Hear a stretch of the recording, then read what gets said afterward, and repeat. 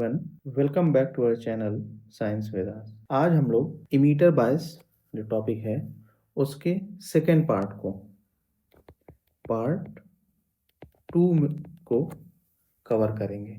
तो पार्ट 2 में हमें क्या पढ़ना है? हमें पढ़ना है स्टेबिलिटी फैक्टर के बारे में। और पार्ट 1 में हम लोगों ने इमीटर बायस को काफ़ी डिटेल में एक्सप्लेन किया था। तो ये जो पार्ट 2 है स्टेबिलिटी फैक्टर, इस टॉपिक को शुरू करने से पहले एक बार हम लोग पार्ट 1 जो कि हमारा explanation of emitter bias circuit है उसके बारे में एक बार क्विकली हम लोग रिवाइज कर लेते हैं। तो जब भी हम इमीटर बायस पढ़ रहे हैं या फिक्स्ड बेस बायस हमने कवर किया था तो हमेशा हमारा फोकस क्या था? हमारा फोकस था क्यू पॉइंट के बारे में जानना। और जो क्यू पॉइंट होता है इसके बारे में मैंने ऑलरेडी आपको बता दिया है। It is a function of VCE and IC, मतलब ये VCE और IC पे डिपेंड करता है। काफ़ी डिटेल में क्यू पॉइंट के बारे में मैंने सेकेंड सेमेस्टर के लिए एक टॉपिक को कवर किया है, उसमें आप जाके इसको देख सकते हैं। इमीटर बायस के लिए जो आपका IC का इक्वेशन है वो क्या है? इसको हम लोग अगेन बीटा IB ऐसे लिखते हैं। और यहाँ पे IB जो है it is equal to in bracket VCC minus VBE upon RB plus beta plus 1 RE। ये आपका IB का इक्वेशन है। इसमें अगर आप बीटा मल्टीप्लाई करते हैं तो आपका कलेक्टर करंट हो जाएगा। इसके साथ ही हम लोगों ने VCE को अभी इक्वेशन डिराइव किया था, जो कि VCE जो होता है it is equal to VCC minus in a bracket RC plus RE multiplied by IC, ये होता है। ये तो हम लोगों ने जो आपके कलेक्टर करंट और कलेक्टर टू इमीटर वोल्टेज का इक्वेशन हमने ड्राइव किया था। इसके साथ ही साथ हम लोगों ने एडवांटेज भी डिस्कस किया था। किसका एडवांटेज? इमीटर बायस का।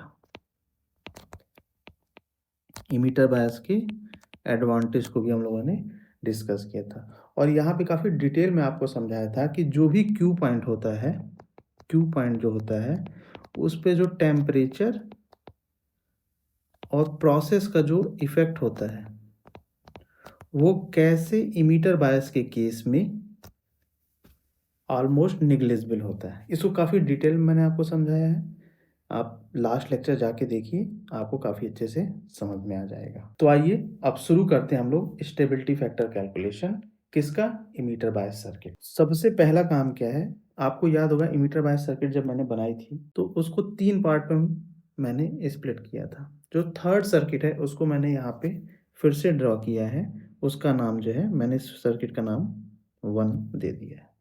अब आइए इस सर्किट में जो कंपोनेंट्स हैं उनके नाम लिख लेते हैं। तो ये हमारा रजिस्टर जो होता है इसको हमने RB नाम दिया है। ये रजिस्टर RC है।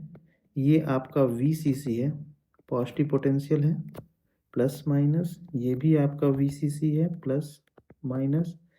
यहाँ से जो वोल्टेज है ये आपका VBE है। और यहाँ से यहाँ तक का जो वोल्टेज है ये आपका VCE है। अब इसमें जो करंट कंपोनेंट है आइए उनको भी हम लोग जान लेते हैं कौन कौन से करंट कंपोनेंट है। और ये जो रेजिस्टेंस है ये आपका RE है। अब इसमें जो करंट कंपोनेंट है उनको भी हम लोग जान लेते हैं कौन कौन से करंट कंपोनेंट है। तो RB के थ्रू जो करंट फ्लो कर रहा है ये आपका IB है। RC के थ्रू जो करंट फ्लो कर रहा है ये आपका IC है। और RE के थ्रू जो करंट फ्लो कर रहा है ये आपका IE है। अगर आप इस सर्किट को बहुत ध्यान से देखेंगे तो इसमें आपको 2 लूप नजर आएंगे। लूप 1 मैंने इसको यहाँ पे लिख दिया है, ये लूप 1 है। और ये जो है आपका लूप 2 है। ठीक है, ये जो लूप 1 है आपका, लूप 1 जो है ये बेसिकली आपका इनपुट लूप भी इसको कहा जाता है। क्या कहते हैं? Input loop. और लूप 2 को क्या कहते हैं? लूप 2 को आउटपुट लूप भी कहते हैं। आउटपुट लूप भी कहते हैं। ठीक है, मैंने ऑलरेडी आपको बता दिया। अगर मैं इनपुट लूप कह रहा हूं तो आप समझ जाइएगा कि लूप 1 है। अगर मैं आउटपुट लूप कह रहा हूं तो आप समझ जाइएगा लूप 2 की बात हो रही है। तो आइए सबसे पहले हम लोग KVL को अप्लाई करते हैं लूप 1 में। लूप 1 हमारा इनपुट लूप भी हम उसे कहते हैं। तो आइए लिखते हैं इसको, apply KVL। KVL means Kirchhoff's voltage law in loop 1। ठीक है, तो हम क्या लिखेंगे, VCC is equal to IB RB plus VBE plus IE RE। Okay. अच्छा, आपको ये बात मैंने ऑलरेडी बता रखी है कि जो इमीटर करंट IE होता है, it is equal to the base current plus collector current, इसके बराबर होता है। तो ये जो इमीटर करंट है, इसको हम लोग इस इक्वेशन 1 से रिप्लेस करेंगे। इमीटर करंट की जगह हम लिखेंगे IE की जगह हम लोग लिखेंगे IB प्लस IC। तो आपका इक्वेशन किस फॉर्म में हो जाएगा, ये हो जाएगा आपका VCC is equal to IB RB plus VBE plus IB plus IC multiplied by RE। अब इस इक्वेशन से अगर आपको IB कैलकुलेट करना हो तो कैसे कैलकुलेट करेंगे, तो हम इसको लिख सकते हैं VCC minus VBE minus IC RE is equal two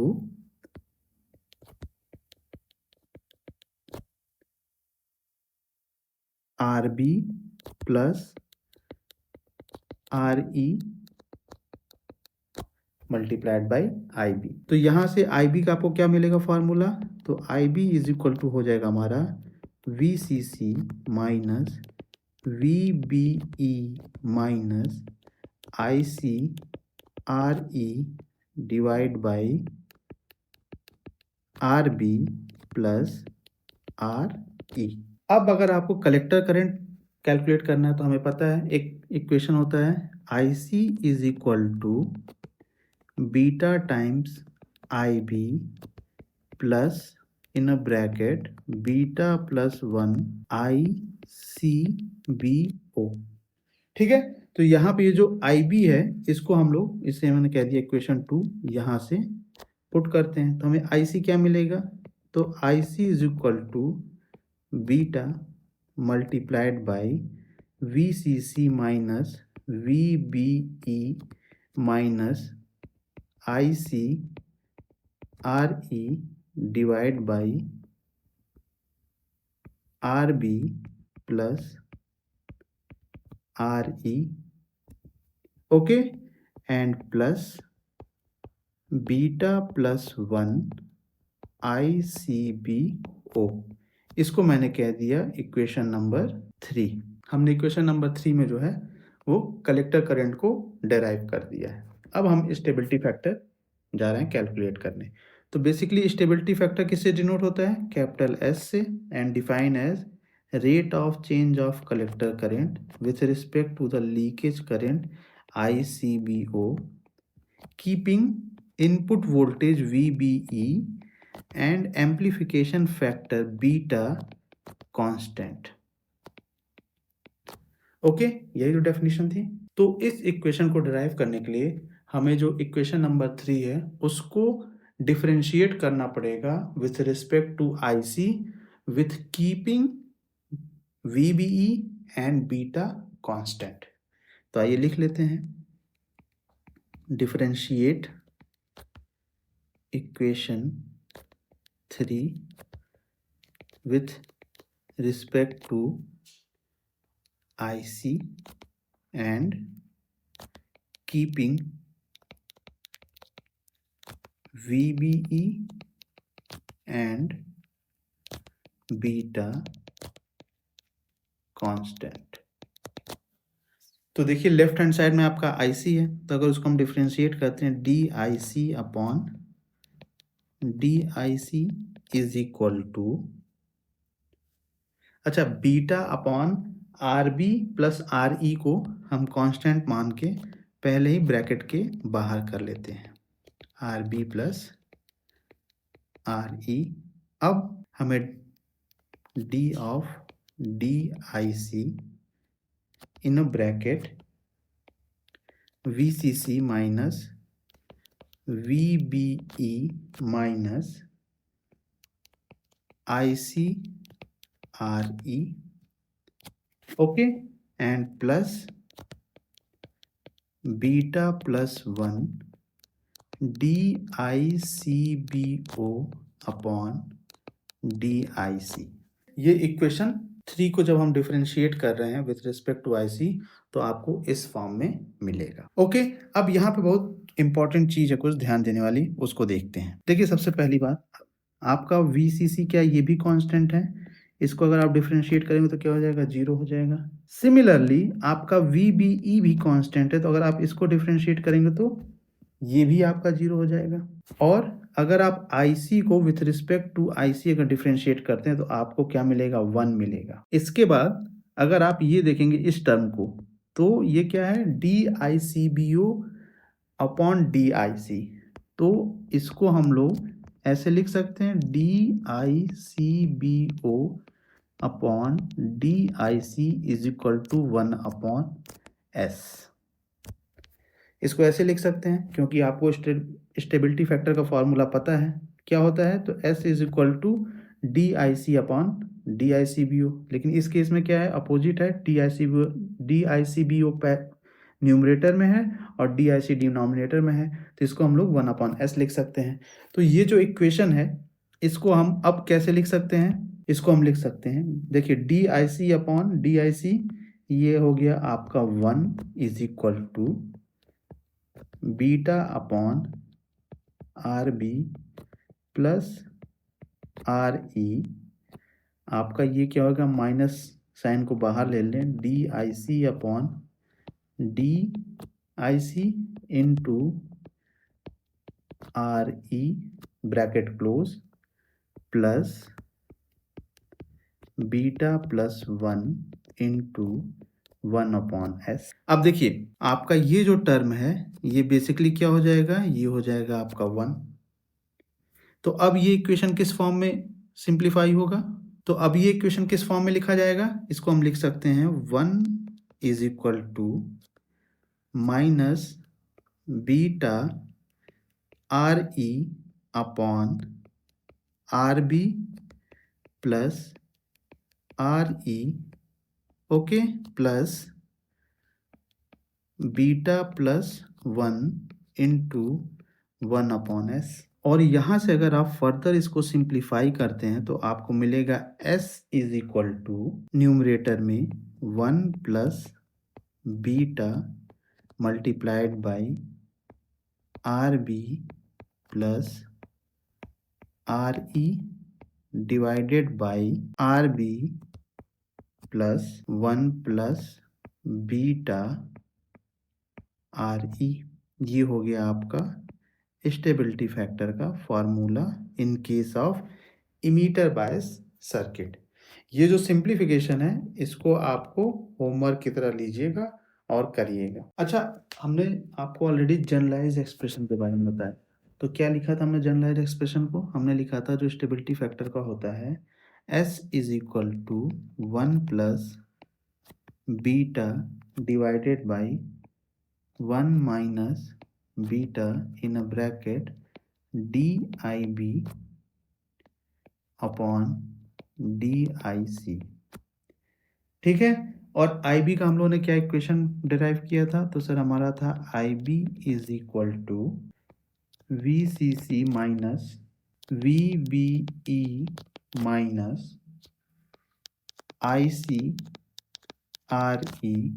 divided by RB plus RE।